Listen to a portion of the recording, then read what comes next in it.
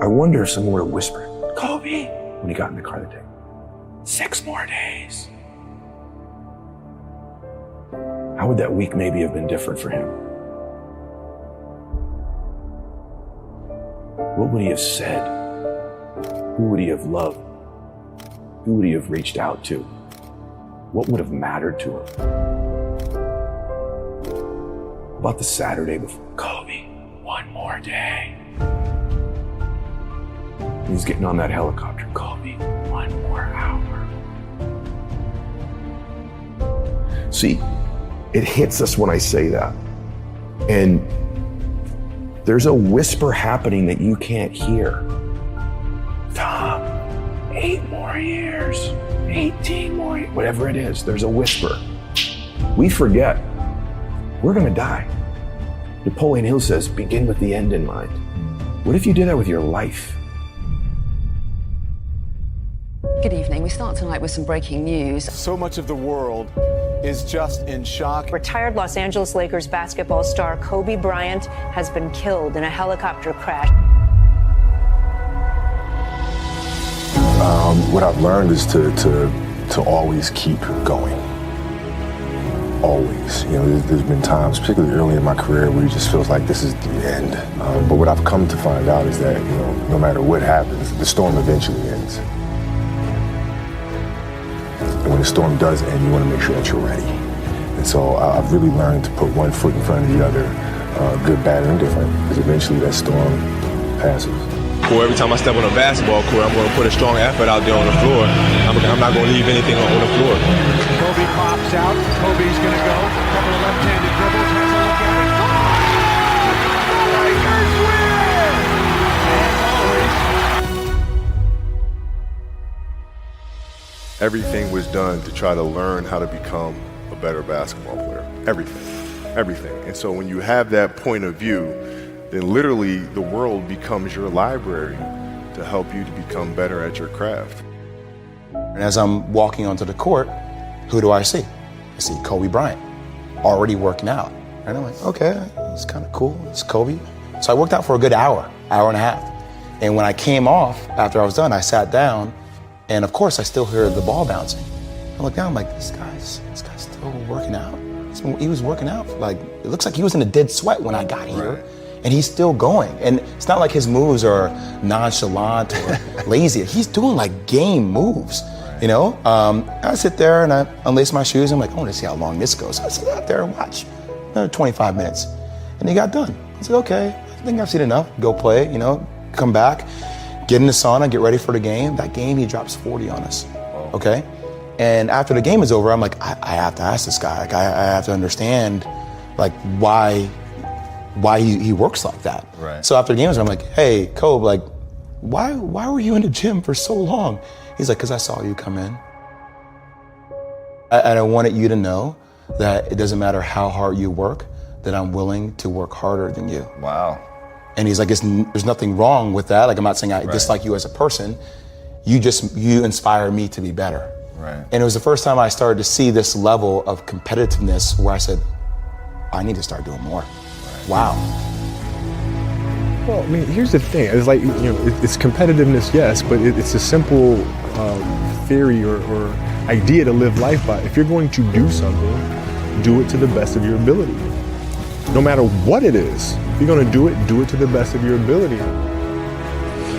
If you love what you do and it's making you happy, all the hard work and perseverance will pay off. I once had a guidance counselor tell me that I shouldn't play basketball, that it would never amount to anything for me. His negativity towards me made me strong. You can't stop people from trying to limit your dreams, but you can stop it from becoming a reality. Your dreams are up to you. I encourage you to always be curious, always seek out things you love, and always work hard once you find them.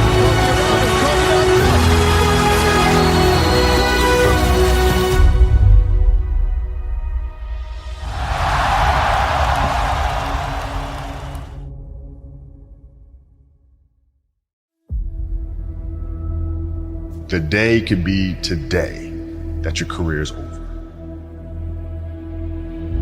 Now what do you do? said, I better get to work. Rest at the end, not in the middle. And that's something I always live by. I'm not gonna rest, and I'm gonna keep on pushing now. There are a lot of answers that I don't have, even questions that I don't have. But I'm just gonna keep going. I'm just gonna keep going, and I'll figure these things out as we go, right? And you just continue to build that way. So I try to live by that all the time. Have a dream, sacrifice for it, and never ever rest in the middle. And I came into the NBA, I was like, man, these dudes really don't work that hard. One of the things I would do is while everybody would be at the cafeteria work, eating and doing all sort of stuff, I just go back to the gym. How can I show you that no, I have the edge? Well, you do it through training, right? So when I get up in the morning, my daughter goes with me.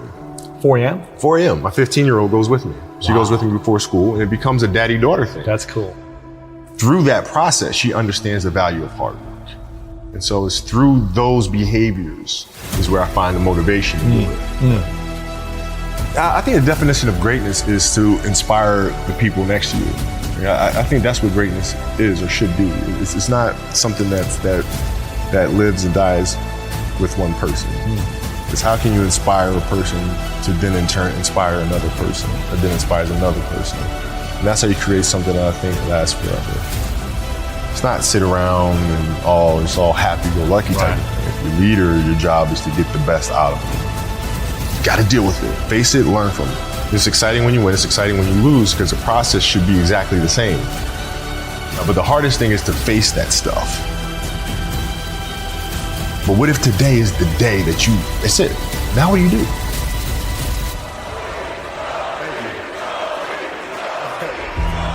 What can I say? Mamba out.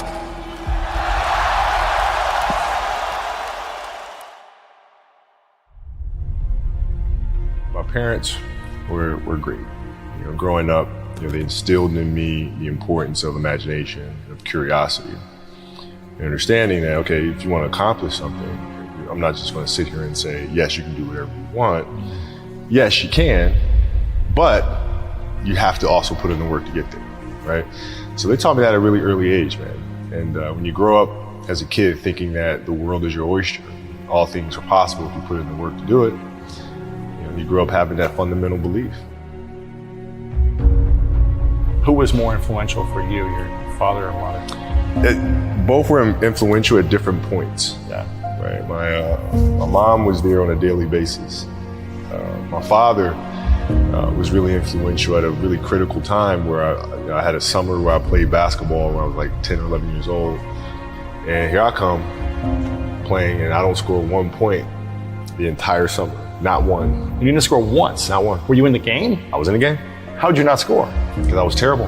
Not a free throw, nothing. Not a lucky shot, not a breakaway layup, 0 points. And I remember crying about it and being upset about it. My father just gave me a hug and said, listen, whether you score 0 or score 60, I'm gonna love you no matter what. Wow. Now that is the most important thing that you can say to a child. Because from there, I was like, okay, that gives me all the confidence in the world to fail. I have the security there. But to hell with that, I'm scoring 60. Let's go. Right. And from there, I just went to work. I stayed with it. I kept practicing. I think that's when the idea of understanding a long-term view became important. Because I wasn't going to catch these kids in a week. I wasn't going to catch them in a year. Right. So that's when I sat down and said, okay, this is going to take some thought.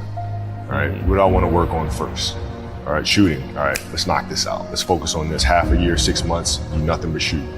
Right after that, all right, creating your own shot. You focus. So I started creating a menu of things. When I came back the next summer, I was a little bit better. And then 14 came around, back half of 13, 14 years old, and then I was just killing everyone. And it happened in 2 years, and I wasn't expecting it to happen in 2 years, but it did, because what I had to do was work on the basics and the fundamentals. But they relied on their athleticism and their natural ability. And because I stick to the fundamentals, it just caught up to me. And then my body, my knees stopped hurting, I grew into my frame. Then your athleticism, once you have the fundamentals, the hard work, the mindset, and you tack on the athleticism, it's game over. Then it was game over. Wow.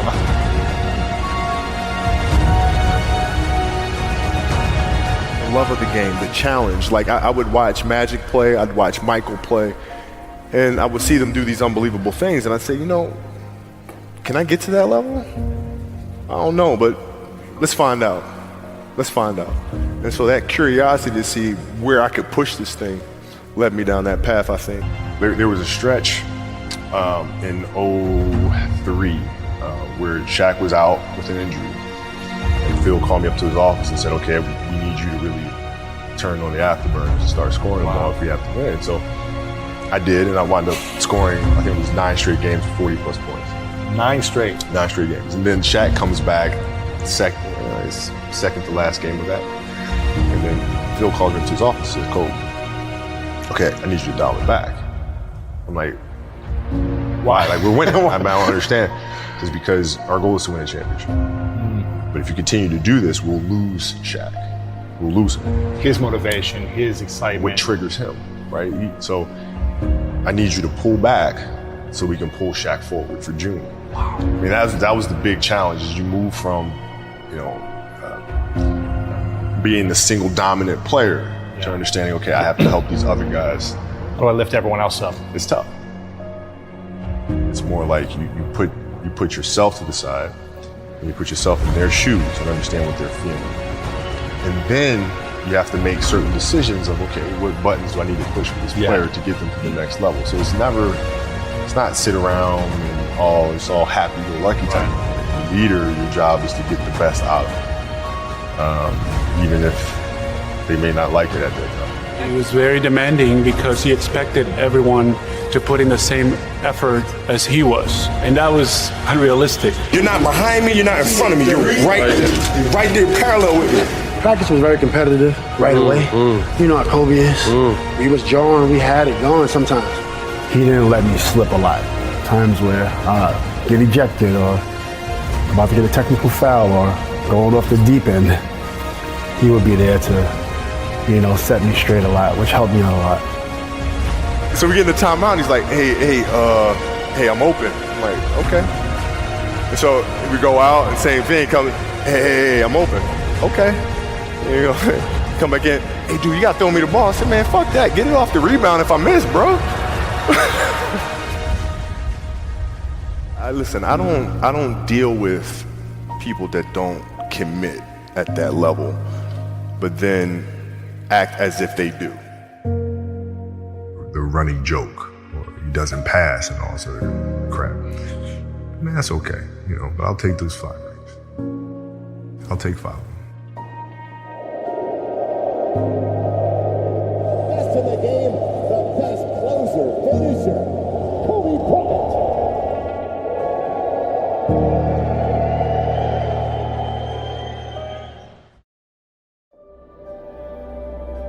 Those times when you get up early and you work hard. Those times when you stay up late and you work hard. Those times when you don't feel like working, you're too tired, you don't want to push yourself, but you do it anyway. That is actually the dream. That's the dream. It's not the destination, it's the journey. And if you guys can understand that, then what you'll see happen is that you won't accomplish your dreams. Your dreams won't come true.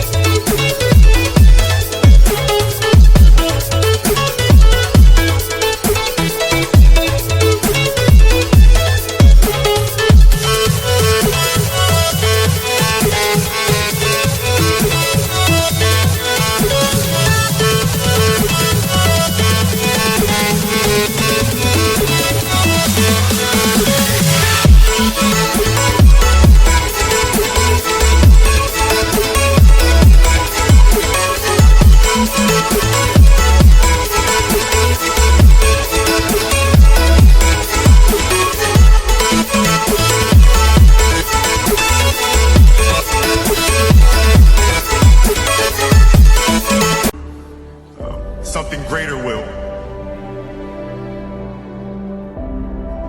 It's an amazing thing about passion. If you love something, if you have a strong passion for something, you would go to the extreme to try to understand or try to get it. Whatever you have a love for, if you have to walk, you would go get it. If you have to beg someone, you would go get it. I don't think you guys understand how present you guys were with me. You know, you guys were there with me at 5:30 in the morning when I was running the track and I was midway through my workout and I didn't know if I could make it through. And I thought about the expectations you guys had for me and you had for our team, and it pushed me through. It got me through those 800s and 400s and 100s at 5:30 in the morning, so I thank you. We're not on this stage just because of talent or ability. We're up here because of 4 a.m. We're up here because of 2-a-days or 5-a-days. We're up here because we had a dream and let nothing stand in our way. If anything tried to bring us down, we used it to make us strong. We were never satisfied, never finished, will never be retired. My high school English teacher, Mr. Fisk, he had this beautiful quote, and it read, "Rest at the end, not in the middle." And I took that to heart. I believe there's time for resting at the end, but for me, that time is not now. Thank you for this tremendous honor in acknowledging my basketball career, but I'm far from done. My next dream is to be honored one day for inspiring the next generation of athletes to have a dream, sacrifice for it, and never ever rest in the middle. Rest at the end, not in the middle. Be yourself. That's it. Be you. Be you. There's no gimmick. You don't have to contrive anything. Who are you? Where are you today?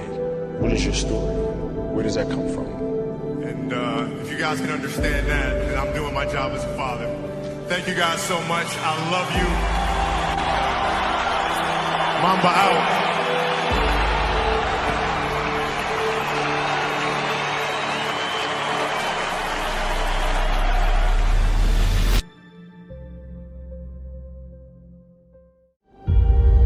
You really want me on the team. What's your approach to recruitment? You want first place, come play with me. You want second place, go somewhere else. Like I would watch Magic play. I'd watch Michael play. And I would see them do these unbelievable things, and I'd say, you know, can I get to that level? I don't know, but let's find out.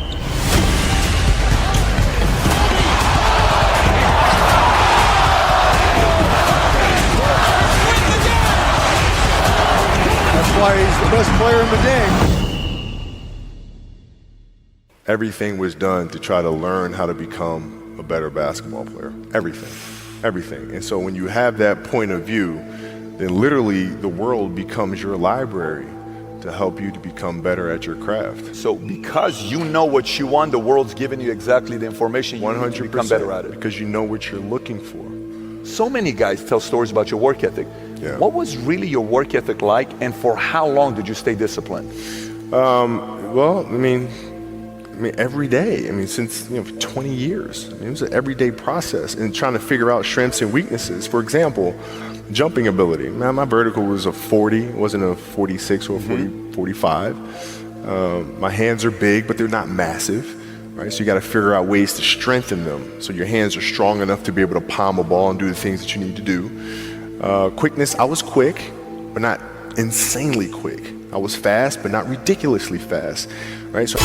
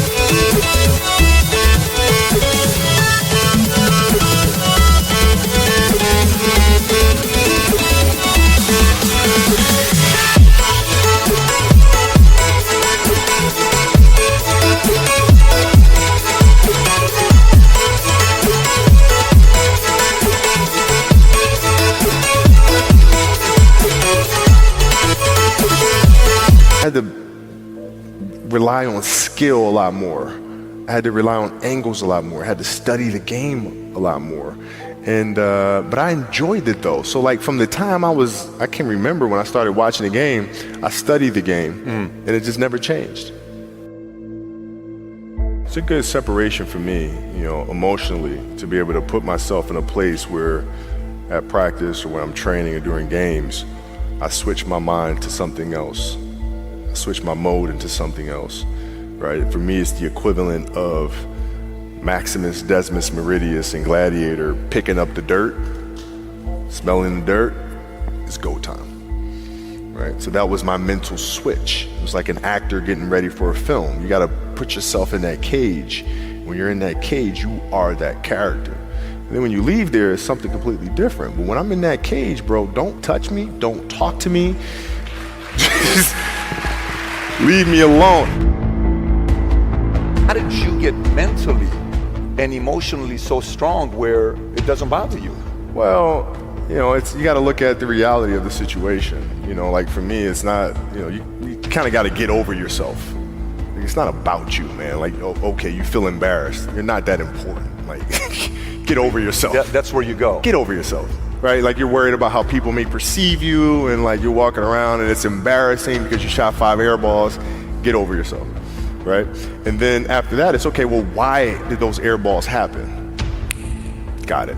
High school, year before, we played 35 games, max, right? Week in between, spaced out, plenty of time to rest. In the NBA, it's back to back to back to back to back to back to back. I didn't have the legs. So you look at the shot, every shot was online, but every shot was short. Right? I gotta get stronger. I gotta train differently. The weight training program that I'm doing, I gotta tailor it for an 82 game season so that when the playoffs come around, my legs are stronger and that ball gets there. So I look at it with rationale and say, okay, well, the reason why I shot air balls is because my legs aren't there. I go, well, next year they'll be there. That was it. Done. Were there some names that you looked at and says, these 3 guys are as crazy as I am? At the time, I deal with what I've referred to as Goat Mountain.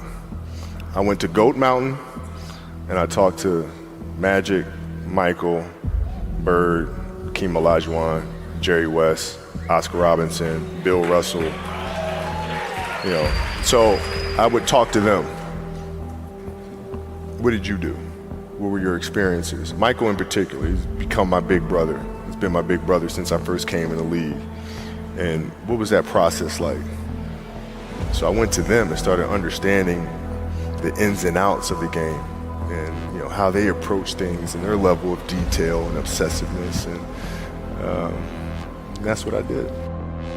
The players that had that passion but weren't willing to commit their entire lives to doing that, right? It's a choice, right? You have other things. You have family, you have all these other things that you have to do. The game can't really be your number one priority. And so I was just looking at that like, man, this is gonna be fun. If I'm buddies with you from high school, if I'm a cousin of yours, what happened to our relationship? How did that gravitate when you went into the league and you're determined to become the greatest, or you're determined to become one of the greatest? What happens to our relationship? Well, it suffers. It does suffer. Oh yeah. Okay. Yeah. And you understood that. You were okay with that. Well, yeah. And the people that love you, like friends and family, like they know that about you. Got it. So they let you be you. And when you reconvene, you pick back up where you left off. But make no mistake about it, everything in between is lost, right? So those long-term relationships, the commitment of time of, taking vacation. Like I see a lot of players take vacations with other players that are close friends. And they'll just take vacations just to take vacations, or just hang out just to hang out. Like I never did that. Why not though? Why didn't you do that? Well, because when I retire, I didn't want to have to say, I wish I would have done more. I don't want that. I don't want that. You got a lot of people paying their hard-earned money to come watch you perform. It's your job to be in shape. It's your job to be strong enough to perform at that level every single night. And as a competitor, I'm not ducking shit. Like, it's not, oh my God, my back hurts, I'm sore, we got to play Vince Carter and Toronto Raptors tonight. We actually had this happen. We had a game against Toronto in 2000, and Vince was tearing the league up. My back was jacked. But like the perception of that, like what? Kobe's missing the game against Toronto and Vince Carter because my back was really spasming. But people will be like, what? Oh, he's ducking Vince. Excuse me? No, I don't think so. So I would be in the layup line like, okay, there's a lot of days where, you can rest and recover. Today ain't one of them. Your back can bother you any other day. That shit ain't bothering me today. Wow. He gonna have to see me today. Yeah. Oh, man. Yeah.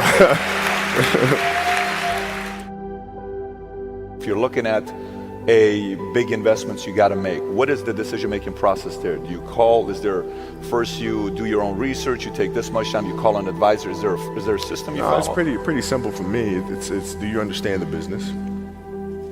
Is it a business that you can help in some form or fashion?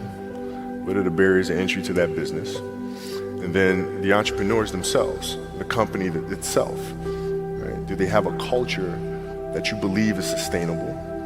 Are these leaders people that you believe in? Are they people that are obsessives? And in turn, have they created a culture of obsessiveness? So I tend to look at those 4 factors, and that's it. That's big right there, by the way. I don't know if you guys caught that right there. That's pretty massive right there. Same determination. What's your current work schedule look like today? It's different because I personally am not writing every word of the novels. I am not animating the films. What I have to do now is make sure that the people that we bring in, these obsessives that we bring in, are challenging themselves to do the best job that they think they can do. That's what I'm there for, is for them to constantly look in the mirror and self-assess and challenge themselves. If we have a project and you're saying, okay, I can do that, that's not the project we want. The projects that say, I don't know if I can animate that. I don't know how to write that story. I don't know how to do that. Those are the things we want, because through that curiosity, you'll reach a level that you didn't think was possible. And so running the studio, that's what I'm doing.